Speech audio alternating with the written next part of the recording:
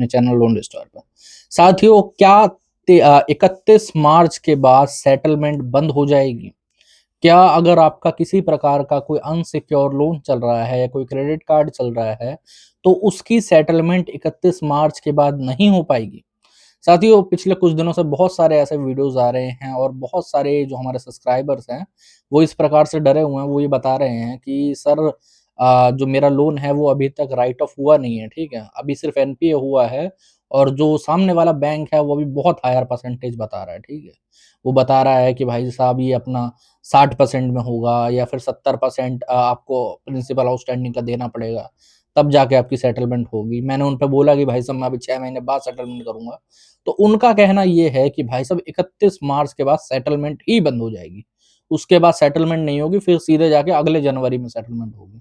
तो क्या इसके अंदर कितनी सच्चाई है और हम लोगों को इसको किस प्रकार से समझना चाहिए? तो आज इसी के बारे में बात करेंगे और अगर आपका जो लोन है उसको सबसे कम मात्रा में कैसे आप सेटल कर सकते हो, इसके बारे में मैं बता दूँगा आप लोगों को, ठीक है? तो वीडियो में बने रहें, वीडियो थोड़ी लंबी होगी तो कोई बात नहीं, पूरी वीडियो देखिएगा, ठीक है? तो सबसे पहले तो आप लोग समझो, मैं आप लोगों को पहला कहना चाहता हूँ, ठीक है? कि सेटलमेंट कभी बंद नहीं होती है, ठीक है? ऐसा कोई टाइम पीरियड नहीं है कि इस मंथ के अंदर सेटलमेंट बंद हो जाती है, फिर इस महीने के अंदर सेटलमेंट नहीं होती है। हर महीने के अंदर सेटलमेंट होती है, हर डेट में सेटलमेंट होती है। और बताइए? यहाँ तक कि मैं आप लोगों को कहना चाहूँगा कि संडे, शनिवार वाले दिन भी सेटलमेंट के लेटर इश्यू हो जाते हैं और उन दिनों भी आप पेमेंट करके सेटलमेंट कर सकते हो अपनी। अब होता क्या है, अब देखो इन रिकवरी वालों का लॉजिक क्या है, मैं आप लोगों को बताना चाहूँगा, ठीक है? तो अभी जेएफएम चल रहा है, जनवरी, फरवरी, मार्च। ये लोग जो 31 मार्च का चूरन आप लोगों को बेचते रहते हैं ना, तो अभी चल रहा 31 मार्च तक इन लोगों को करने हैं अपने टारगेट पूरे। हर एक एनबीएफसी या फिर हर एक बैंक के ऊपर उनका डिस्क्लोजर उन्होंने 31 मार्च से पहले-पहले देना पड़ता है कि कितने लोन्स एनपीए में चल रहे हैं, कितने राइट ऑफ हो चुके हैं और कितने लोनों में उनको घाटा हो चुका है। तो जो आपके लोन्स हैं वो एक्चुअली में अभी घाटे में काउंट हो रहे होंगे। अगर आपका एनपीए हो चुका होगा ना, तो आपके लोन्स जो हैं वो घाटे में काउंट हो रहे होंगे। हाँ, जिन भाइयों का राइट ऑफ हो चुका है, ठीक है? मैं कहना चाहूँगा, उनको इसके अंदर बहुत अच्छा ऑफर मिलेगा। उनको जनवरी, फरवरी, मार्च के अंदर अगर वो लोग सेटलमेंट रिक्वेस्ट लेटर बना के बाकायदा बैंक को भेजें, ठीक है? किसी भी माध्यम से मान लेते हैं वो अपना क्या कहते हैं स्पीड पोस्ट के माध्यम से भेजें या फिर अपना स्पीड पोस्ट या फिर मेल के माध्यम से भेजें, तो उनको एक अच्छा ऑफर मिल सकता है। आराम से 10-15% के अंदर उनकी सेटलमेंट हो सकती है। लेकिन कई हमारे नए डिफ़ॉल्टर्स भाई हैं जिनका डिफ़ॉल्ट ही अभी इस महीने में हुआ है या फिर पिछले महीने में हुआ है। तो अभी आपको जनवरी, फरवरी, मार्च के अंदर सेटलमेंट के लिए नहीं जाना है पहली बात तो। क्योंकि अगर ऑफर मिले पहली बात तो ऑफर मिलना ही मुश्किल है अगर एनपीए नहीं हुआ होगा तो, ठीक है? बट अगर ऑफर मिल भी जाता है, तो कितने का मिलेगा? 50% का मिलेगा कि आपको 50% का डिस्काउंट दे दिया, 50% पैसे दे दीजिए। अगर आपके पास 50% पैसे ही होते तो आप ईएमआई भर देते। है ना? लॉजिकली बात अगर कही जाए, जिसके ऊपर 10 लाख रुपए का लोन है, अगर उसके पास 50% पैसे हों सेटलमेंट के लिए मतलब 5 लाख रुपए, तो वो लोन डिफ़ॉल्ट ही क्यों करेगा? वो तो सेटलमेंट कर लेगा मतलब वो लोन की ईएमआई भर देगा सीधी-सी बात है ना? तो ये उनकी एक तरीके से चाल उनको अपना टारगेट पूरा करना, उनको खत्म करना है किसी भी प्रकार से। तो वो आप पे प्रेशर क्रिएट करता है। वो हर बार आपको ये बोलेंगे कि 31 मार्च के बाद सेटलमेंट बंद हो जाएगी, 31 मार्च के बाद सेटलमेंट होगी नहीं। या फिर आपको बहुत कठिनाई होगी 31 मार्च के बाद। ऐसा कुछ भी नहीं है। 31 मार्च में आखिर में होता क्या है? मैं बताता हूँ। तो 31 मार्च ईयरली क्लोजिंग होती है, जिसमें सारे बैंक अपनी ईयरली क्लोजिंग आरबीआई को और जो अन्य संस्थाएँ हैं, उनको सबमिट करती हैं, जो भी उनके इन्वेस्टर वगैरह होते हैं, ठीक है? और वहाँ पर उनको सारा डाटा देना होता है। तो क्या ये डाटा साल में एक ही बार देना होता है? ऐसा कुछ नहीं है। हर 3 महीने में क्वार्टरली मतलब एक आप समझ लीजिए 1 साल के अंदर 4 क्वार्टर होते हैं। मतलब 12 महीने होता है तो 12 को आप 4 में से डिवाइड मतलब 3-3 महीने पे क्वार्टर बनता है, ठीक है? मार्च के बाद भी बनेगा, मार्च के 3 महीने बाद बनेगा। तो हर जो क्वार्टर एंड होने वाला होता है तब अच्छी सेटलमेंट की ऑफर मिलती है। जैसी मार्च में मिलती है वैसे ऐसे मिलती है। मार्च को खास इसीलिए कहा जाता है कि अगर मान लो ये लोग अड़े हुए थे अपनी बात पे कि हम लोग 30% पे ही करेंगे, तो वो आराम से 15 पे आ जाएँगे, सीधी-सी बात है क्योंकि उनको क्लोज़ करना है। उनको ऑफर मतलब हड जल्दी-जल्दी लेटर इश्यू होते हैं इस टाइम। बहुत ज़्यादा जल्दबाज़ी करी जाती है कि भाई साहब लेटर इश्यू कर दो, सेटलमेंट हो जाए, बात खत्म कर लो, समझे? और इसके अंदर फेक सेटलमेंट के अंदर भी बहुत सारे लोग फँस जाते हैं। मैं आप लोगों को बताऊँगा कि आखिर फेक सेटलमेंट क्या होती है, आपको रियल सेटलमेंट किस तरीके से करनी है, ये भी मैं आप लोगों को अभी बताऊँगा, ठीक है? तो फेक सेटलमेंट में फँस जाते हैं बहुत सारे लोग इस प्रकार से। तो आपको एक रियल सेटलमेंट आखिर होती क्या है, पहले ये जान लो, ठीक है? देखो, रियल सेटलमेंट कोई भी रिकवरी वाला आपकी नहीं करवा सकता, मैं फिर कह रहा हूँ। रिकवरी वालों से जो सेटलमेंट होती है ऑन कॉलिंग बात करके, 90%, मैं 10% नहीं बोल रहा, मैं 50% नहीं बोल रहा, मैं 90% बोल रहा हूँ। 90% चांसेस होंगे कि वो फेक सेटलमेंट करवाएगा। अभी मेरे 2 क्लाइंट्स के जो हैं, उनके सेटलमेंट लेटर इश्यू हुए थे और उनके साथ भी फेक सेटलमेंट होने वाली थी, बट हमने बचा लिया। मैं बताता हूँ हुआ क्या इनके साथ में। तो एक बैंक तो था एचडीएफसी और एक बैंक था आईडीएफसी। इन दोनों के साथ में इन्होंने, मतलब बैंक तो ऐसी हरकत नहीं करते, बट इनके जो रिकवरी वाले होते हैं, थर्ड पार्टी रिकवरी एजेंट्स, वो ऐसी हरकतें करते हैं। अब इन दोनों का लेटर आ गया और जो अमाउंट पे इन्होंने बोला था उसी अमाउंट पे आया लेटर। ओके, कि भाई साहब ये हम लोग 15% से ऊपर नहीं दे पाएंगे, तो 15% पे ही इनको लेटर रिसीव हुआ। अब जो एचडीएफसी वाला था ना, उस पे मेरे को शक हो रहा था थोड़ा सा कि यार ये अभी राइट ऑफ नहीं हुआ है। राइट ऑफ से पहले इतने अच्छी परसेंटेज मिलना बहुत मुश्किल की बात होती है।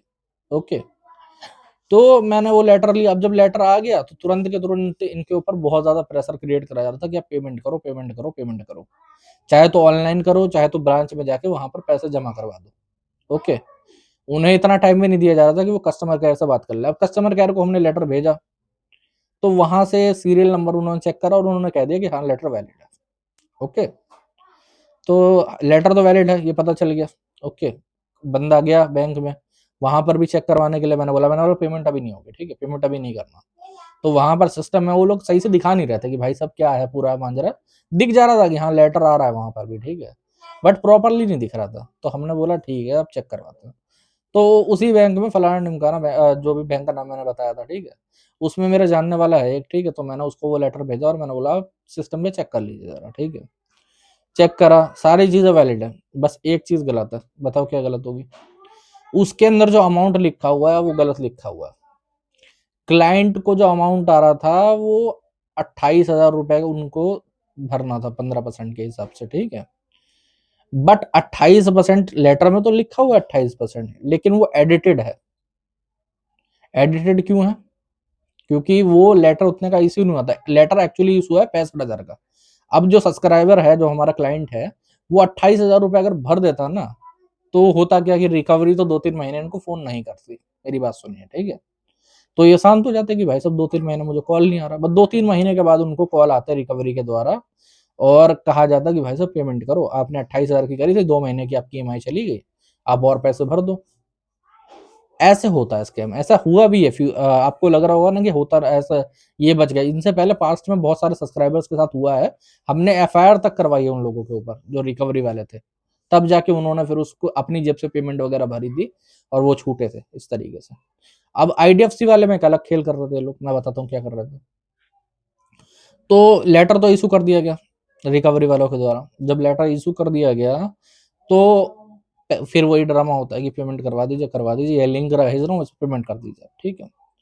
तो कस्टमर से बात हुई थी, आई गेस मेरे हिसाब से 33,000 कुछ की कस्टमर से बात हुई थी, बट वहां पर 35 आ रहा था, आई गेस, ठीक है। तो कस्टमर ने बोला यार ये 2,000 रुपए ऊपर बढ़ के आ रहे हैं, तो मैं भर नहीं पाऊंगा, मेरे पास पैसे ही नहीं है इतने।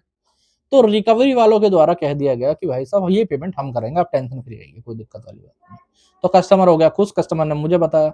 तो मैंने बोला कि एक काम करो, उन पे बोल दो कि आप पहले 2,000 रुपए की पेमेंट करो, मैं उसके बाद 33,000 की पेमेंट करूंगा।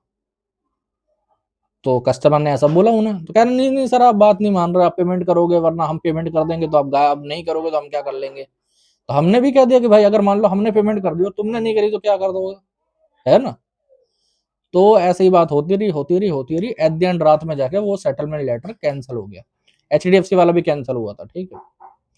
ऐसा करते क्यों है? देखो होता क्या, वो लेटर वगैरह शाम तक इशू हुआ था, मतलब 4 बजे के करीब समथिंग। अब अगर हम लोग कस्टमर केयर से भी बात करने जाते, उसको मेल करते, तो अगले दिन ही रिप्लाई आता। डेट उसमें आज ही की पड़ी हुई है कि आज ही पेमेंट करनी करनी है, जैसे भी करके, ठीक है। अब जब आज ही पेमेंट करने की डेट उसके अंदर पड़ी हुई है मेरे भाई, तो कस्टमर एक बार के लिए सोचता है, या तो फिर वो 35,000 पूरे कर देगा, ठीक है, अपनी जेब से करे तो, या तो वो सोचता है कि चलो 2,000 रुपए ये भर दे रहे हैं, 33,000 रुपए की पेमेंट ये कर देता कस्टमर, और 2,000 रुपए की पेमेंट वो लोग नहीं करते। जी हाँ, ऐसे ही कर करके रात के 12 बजे तक वो बोलते थे कि हमने कर दिया, ये आपके सिस्टम में शो हो जाएगा, फलाना हो जाएगा, ढिमकाना हो जाएगा। जैसे ही 12 बजते वो सेटलमेंट नल एंड वॉइड हो जाती और वो पैसे बर्बाद हो जाते, ईएमआई में चले जाते। समझे? उसकी ईएमआई कट जाती है एक तरीके से। ऐसा क्यों होता है? क्योंकि अगर सेटलमेंट अमाउंट का अगर ₹1 भी कम है, तो जो सेटलमेंट लेटर है ना, वो एक तरीके का एग्रीमेंट होता है, समझे? वो एग्रीमेंट हो जाएगा इनवैलिड कि भाई साहब आपने पेमेंट नहीं या जो अमाउंट बताया गया था, उससे कम पैसों की पेमेंट करिए, तो आपका अपने आप ही इनवैलिड हो जाएगा। यही सेम चीज़ होती है एचडीएफसी वाले के केस में और यही सेम चीज़ होती है आईडीएफसी के केस में। चलो कस्टमर हमारे जानने वाले थे, वो तो बच गया, कोई दिक्कत वाली बात नहीं, ऐसी प्रॉब्लम नहीं होगी ना, ठीक है? तो इस प्रकार से रिकवरी वालों के द्वारा डराया जाता है, धमकाया, फेक सेटलमेंट के जाल में फँसाया जाता है। अब रियल सेटलमेंट कैसे करी जाती है, मैं आपको बताता हूँ। एक रियल सेटलमेंट का फुल एंड फाइनल फंडा मैं आप लोगों को बता देना चाहता हूँ। ये होता है, आप पहली बात तो जितना हो सके उतना रिकवरी वालों की कॉल से दूर रहो कि भाई साहब मुझे कॉल पे सेटलमेंट की बात नहीं करनी है। आप उन्हें हमेशा एक लिखित सेटलमेंट रिक्वेस्ट लेटर भेजो जिसके अंदर आपकी टोटल आउटस्टैंडिंग लिखी हो और उसके बाद आप कितने परसेंट में करोगे, 10% में, वहां टोटल अमाउंट भी लिखा रहना चाहिए कि मान लो 1 लाख रुपए का आपका लोन है, आप 10% में करोगे तो आपका 10,000 रुपए की पेमेंट मैं कर पाऊंगा, ठीक है? और आप ये भी लिख सकते हो, मान लो तो आपके पास अभी पैसा नहीं है, 2 महीने बाद सेटलमेंट करनी है आपको, तो आप 2 महीने बाद की डेट भी डाल सकते हो, कोई दिक्कत वाली बात नहीं, वो लेटर इशू कर देंगे 2 महीने बाद का। ओके। और कम से कम जो लेटर आपको डेट मांगनी है वो 10-15 दिन के बाद की मांगनी है। सपोज करते हैं आज तारीख हो रही है 12, ओके, तो आपको बोलना है कि भाई साहब मैं पेमेंट करूंगा 25 तक, आपको मेरे को 25 तारीख का लेटर निकाल के दीजिए, ओके? और वो उनको निकाल के देना पड़ेगा, सीधी सी बात है, वहां पर मेंशन करवा दीजिए, उसको एज अ स्पीड पोस्ट करवाइए, उसको एज अ मेल आप भेजिए, ठीक है? अगर आपके नाम का ऑफर होगा सिस्टम में तो अपने आप ही लेटर इशू हो जाएगा या फिर कोई ऐसा बंदा प्रोवाइड करवा दिया जाएगा जो आपकी सेटलमेंट करवा सकता है। उसका नंबर आपको फोन आ जाएगा, उसका आपकी तरफ बैंक की तरफ से उसको आपको फोन आ जाएगा या फिर उसका नंबर दे दिया जाएगा कि आप फोन करके इनसे बात कर लीजिए, ठीक है? अगर ऑफर चल रहा होगा सही वाला तो, ठीक है? अब उसके बाद लेटर वगैरह इशू हो जाएगा तो क्या करना, जैसे आपको मान लेता 10 दिन बाद का लेटर इशू हुआ, सेम डे का लेटर तो कभी लेना ही नहीं चाहिए, मेरा मानना ये है, ठीक है? उसके बाद आप कुछ मत करिए, उसका आप जो पीडीएफ आपको आया है, ठीक है, एसएमएस भी आ जाता है बैंक के द्वारा और आपको मेल भी रिसीव हो जाता है बैंक के द्वारा, ठीक है? ओके। कोई थर्ड पार्टी मेल या थर्ड पार्टी एसएमएस आ रहा है तो वो नहीं चल रहा है, ठीक है? और कभी भी लेटर है ना व्हाट्सएप पर नहीं आता, पहली बात तो, ओके? आप उसको फिर एज अ कस्टमर केयर को उसे मेल करिए, ठीक है? और कस्टमर केयर से एज अ कॉल पे भी पूछिए, 4 चीज़ आपको पूछनी है कि सेटलमेंट की डेट क्या है, कि कब तक मुझे पेमेंट करनी है, ये सेटलमेंट लेटर वैलिड है कि नहीं है, इस पे जो अमाउंट लिखा हुआ है वो सही लिखा हुआ है कि नहीं लिखा हुआ, और पेमेंट करने का तरीका क्या होना चाहिए। ये 4 चीज़ आप पूछ लीजिए, इन चारों का जब आपको जवाब मिल जाएंगे तब आप इनकी पेमेंट कर सकते हो। सेटलमेंट से पहले आपको कोई पैसा नहीं देना है, लेटर इशू होने से पहले कोई पैसा देने की जरूरत नहीं पड़ती है, तो डरने घबराने की जरूरत नहीं है आप लोगों को, ठीक है? एक बार आप सेटलमेंट कर दोगे तो 7 से लेकर 14 दिन के बीच में आपको एनओसी और एनडीसी मिल जाएगा, बस बात वहीं पर खत्म हो गई, आपकी सेटलमेंट प्रॉपरली वैलिड हो चुकी है। तो साथियों, जो सेटलमेंट के बारे में मैंने आज आपको बताया है इसको प्रॉपरली फॉलो करो। कोई 31 मार्च का बैरियर नहीं, आप पहले करना चाहो तो पहले कर सकते हो, बाद में करना चाहो तो बाद में कर सकते हो सेटलमेंट। जैसे आपकी जैसे आपका बन पाए वैसे आप सेटलमेंट करो। अगर पैसे नहीं है तो सेटलमेंट करने की भी कोई जरूरत नहीं है, समझ रहे हो? कोई डरने वाली बात नहीं है। तो साथियों, आज के वीडियो में इतना ही। अगर वीडियो अच्छा लगा हो चैनल को सब्सक्राइब कर लेना। अगर और कोई दिक्कत प्रॉब्लम है, ऊपर नंबर आ रहा है, व्हाट्सएप पर मैसेज कर सकते हो, ठीक है? जय हिंद सभी।